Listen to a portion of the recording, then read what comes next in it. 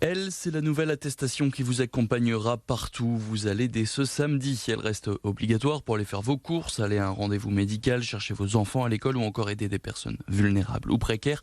En cas de non-respect de cette attestation, vous risquez une amende de 135 € et 200 € en cas de récidive en 15 jours. Cette nouvelle attestation permet aussi et surtout de vous déplacer dans un rayon de 20 km autour de votre domicile et ce pour 3 heures au lieu d'une. Un assouplissement des mesures qui était attendu par ces nordistes rencontrés par Céleste Olivier.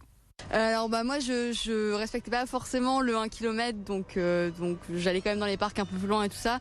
Après c'est vrai que ça permet de faire des sorties en vélo, d'aller dans les petits commerces qui vont rouvrir, donc de soutenir un peu les commerces. Vu qu'on habite en centre-ville, on a à peu près tout à disposition, donc ça va pas changer grand-chose jusqu'au 15 décembre s'il y a déconfinement ou pas, quoi.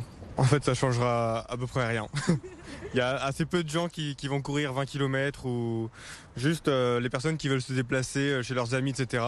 Là, ils pourront le faire à pied sans aucun souci. Ça va permettre de circuler un petit peu plus loin, d'avoir un petit peu plus d'activité ou par rapport à aller faire des courses dans la banlieue de Lille.